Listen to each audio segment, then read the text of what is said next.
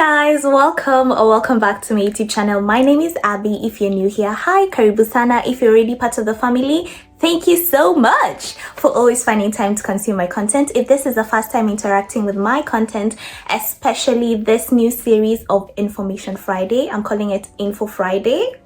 Yeah, if this is the first time interacting with this content, my name is Abby. As I mentioned earlier, I'm an international student studying in Canada, pursuing a Bachelor of Science in Psychology at the University of Prince Edward Island. So in my previous video, I shared with you guys 5 reasons why I chose Canada. And in today's video, I'm going to give you the whole tea, everything I went through for me to get approved in just one attempt. So buckle up, get your notebooks. Get your notebooks if you're here for the information. If you're here for the entertainment, just get some water, sit down, yeah. But if you're here for some information, you'll need a notebook because I'm going to mention so many things that I feel like will be very helpful in your process. So let's begin. So I'm going to be referring to my notebook here because I have the whole journey listed down and I just don't want to miss a single thing. So I went through my emails and I wrote down every single thing I was asked. So when you see me look down, I'm just trying to check if I've missed anything. So the first stage was consultation meeting. We had a consultation with the agency my parents found. We sat down with this amazing person. His name is Manish. I cannot forget because I replied too many emails to forget. So we sat down with him. We explained to him our vision. My parents discussed their budget because thank you, mommy and daddy. They discussed the budget with the guy. We also discussed my desired program and location. So he explained to us the pros and the cons. He also motivated me because he had studied abroad. So he was telling me oh, this is the right decision. You made a good decision. You're going to be working and earning and you will also be studying while doing all this. So that gave me so much motivation. I was like, I'm going to make money. Yeah, sign me up. After the consultation meeting, my parents had paid a fee just to begin the process because, this is a company and they're making their own money and all that. So they had to pay the consultation fee because these are the people who will help us with the application, with all the process, with the visa processing later on. They will send us to the right people and also they would they're just your middlemen, so you need to pay them. So after the payment, we went home and now I had to start the communication, loads and loads of emails. At this point, you need to gather all the patience you can find in this world because you need to have so much in you because the emails you will answer, the number of times you have to be very attentive because if you miss something, you might just mess up a lot of things in the journey if you miss one single thing. So we get back home, they sent us a list of universities and I had to choose 3. These 3 were their main focus. And after choosing these 3 universities, they advised me to start preparing for my English test. You can either do IELTS, TOEFL or Duolingo. They advised me to go with IELTS because it's the most recommended and it's accepted globally. So I did my preparation. I was doing YouTube revision and he sent me mock IELTS exams, an exam that was done previously, and he sent me that so that I can be able to practice because it has 3 modules: listening, writing, and what was the other one? Reading. Yeah, so it has 3 modules. You do that and you are required to you can get 9, that is the top, but the minimum is 6 out of 9. So yeah, I did it and I passed. I got a 7.5. That is good enough for me because I was aiming for an 8, but I got a 7.5 out of 9. So in my previous video, if you've not watched it, please watch it because I'll refer to it a lot. If you have watched it, thank you. You will understand a lot of things as we go through this video. So in my previous video, I mentioned or I advised you guys to have your documents ready. Everything should be well verified, well documented, your names, everything should be nicely written. So at this stage of my visa processing, they were now asking for so many documents. I had to sit down, create statement of purpose.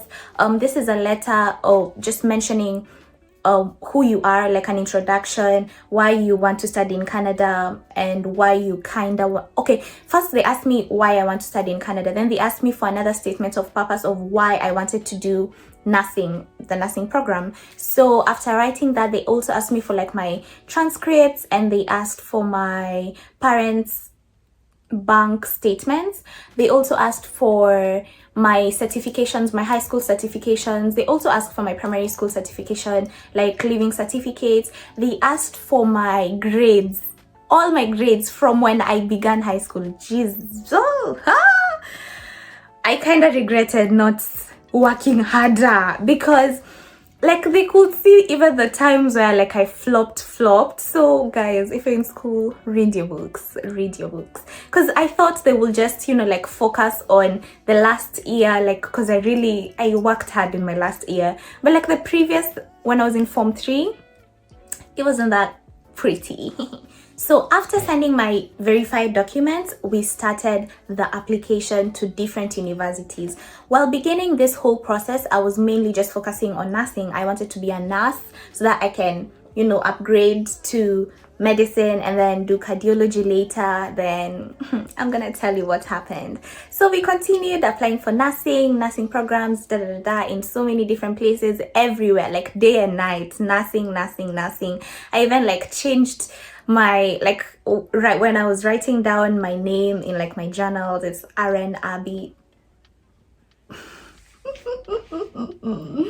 Who we accept destiny and all it has in store. Anyway, so after applying to this very many places, you have, like, while applying, they ask you for application fees. Some places are free, some places are not free. So these fees, they were kind of painful. I'm not even the one giving the money, but asking my parents all the time, oh mommy, they said we have to pay this, oh pay this. And they were honestly just, okay, get my card. Like at this point, I was feeling it for them, and I was just so grateful because I could see the purpose in them. Like, there's no way your parents will work that hard and send you abroad and pay all these fees without even knowing if you'll be accepted or not, and then you go and flop. Nope. So that was really motivating for me because I saw their purpose. I saw how passionate they were to send me abroad, to send me to get better education, the education I've always dreamed of. And I'm just so grateful at this point. Thank you, mom and dad. Thank you so much. I can't wait to say that when I graduate. So we have visited the consultation office, we have done our IELTS and passed, thank God. We have started the application, we have paid all these fees here and there, gotten rejections and accepted in just one. So I was rejected twice. And at this point, I don't know why I didn't let go of the nursing program, but yeah, I tried again in another school and I was rejected again. So that's 4 rejections. So at this point, after facing nursing rejection, I was ready to let go, and I decided to try another program. So I, dug deep within, because since I was a child, I wanted to be a flying doctor, then I wanted to be a doctor, then I wanted to be a cardiologist. So it's just medicine in my head, but I don't think medicine wanted me in that type of way. So I had to change my perspective, and I decided to do forensic science. So adding onto the rejection, adding to picking myself up by the grace of God, every single time I feel down because these places are just rejecting me left, right, and center, my agency decided to forget that I have applied. So they sent me another email. It was around December. I remember I was going to Sauti Sol concert, and in my head, I'm just like, oh my God, we have come so far. Like, I've given my documents. Yes, I have been rejected here and there, but we are still waiting for a few more responses. But then my agency sends me another email and takes me to another person. And it's like the whole journey was like brushed, and I had to start from a clean slate. So I came back from home, from Kenya. First of all, I had COVID, so it was crazy. And this is December. We were promised January intake. So now I'm wondering, I thought I would go to school in January, but now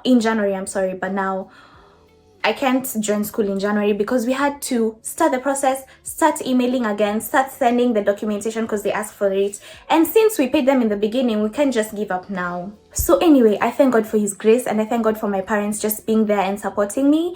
And we did it again. I started the application, I sent them my documents, we started applying for psychology. So my mother is very, very passionate about psychology, and she was just saying, Abby, you should try it. And at this point, I just had to come out of the whole medicine mentality. It's a beautiful mentality, and it's the one that was just pushing me in school. Oh, I want to be a cardiologist, I need to work hard. And I opened up my mind to psychology. My mom honestly researched. She was ready to convince me. She researched. She told me, you can do it as your like pre-med. Like I can do it and then I can get to nursing and then I can, like I can keep piling. So at this point, this is what she brought to the table, and I'm so grateful, mommy, if you watch this. Thank you. She opened up my mind. She convinced me to be open-minded, because in this process, if you're not open-minded, a lot of things will come and get to you. You're like, okay, I give up. It's not working my way. So why waste my time? So at this point, I said, it's fine. I let go of everything. I'm just here. I'm ready to go with the flow. I'm ready to go with what God has put in store, because you honestly have no idea. You just have to keep sending, keep processing, keep trying and trying until you get to the point where, yes, you have gotten your visa. Welcome to Canada. Anyway, so we applied to the University of Prince Edward Island, and I applied to St. Mary's University, and what other one? UWinter as well. I applied to psychology in those three. Okay, I kind of missed a step in this story, okay? Before the rejection ended, I had also applied to UPI and I got rejected, and I had applied for nursing. So after that rejection in UPI, that was my last rejection. I had also applied in the University of Windsor for forensic science, right? I told you guys, and then I got rejected. But then they accepted me for a general science program. Like I just go to the uni for a science program. I don't even remember the exact name, but then those were my last two steps before like I was passed on to the next consultant, who didn't have any documentation of mine, which really pissed me off, but I had to, keep going. That was one stage I missed. Okay, so you're now all caught up. We are back. We're in this new consultation. Okay, not new consultation, but we have a new consultant. I have sent my documents, and now we need to keep going with the process. But at this point, I had gotten a little wiser, or like I had realized I can actually do this thing by myself. So I applied to the university. I reapplied to UPI, my current university, for a program in psychology. And I also applied to St. Mary's for a program in psychology. And guess what? My mom knew what she was doing. All the convincing, because she had actually gone to the UPI site and she checked what I need to do. She checked like if you can do it as a major or a minor. So all these things, she was just telling me, Abby, you can do it by yourself. So I applied and I got accepted in UPI for psychology. And that was my first acceptance letter. The joy I felt on that day. Because to be honest, I have never had that much rejection in my life. Like no one has told me no that many times in a nicely written letter, like, I'm so sorry, you cannot come, your grades are too low. And it's not that I had bad grades, so that was painful. But anyway, we thank God. So I got accepted in UPI. That was my first acceptance. Then the second acceptance was at, sorry, the English, let's drink water, yeah? The second acceptance was from University of Windsor.